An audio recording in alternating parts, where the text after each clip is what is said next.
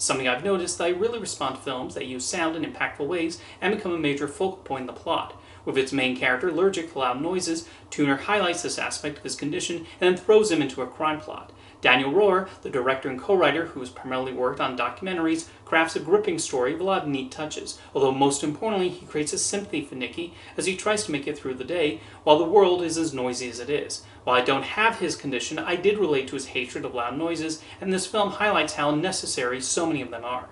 The film puts you into his headspace using both the sound design and the camera. Leo Woodall is really good in the role of Nicky and showing the troubles he often faces. It's a performance with a lot of subtleties, and he shows the way Nicky uses his smarts as well as the mistakes he often makes. Dustin Hoffman is wonderful as his mentor, depicting the joy he finds in life and the bond he has with Nicky. You see how they have more than just a working relationship, and Nicky seems to be a part of this family, which adds a further emotional layer. He also strikes up an interesting relationship with the piano player. Woodall and Ivana Rose Liu have terrific chemistry, with the movie nicely showing the development of their romance along with the issues that arise. When the movie turns into a crime thriller, Rohrer does a great job of showing how Nicky works, and this is one of the examples of how well the movie uses sound.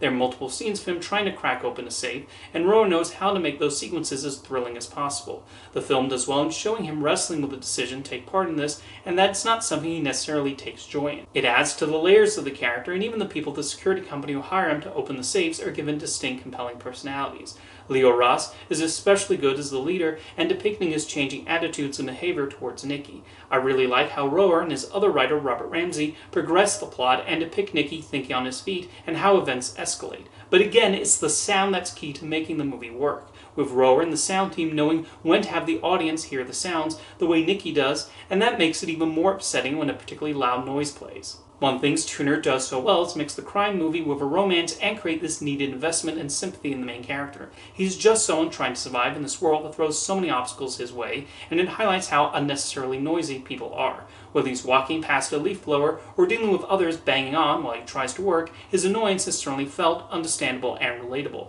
This is a smart screenplay with so many clever touches and interesting turns, and finds riveting moments out of Nicky trying to get into a safe and listening to each little click.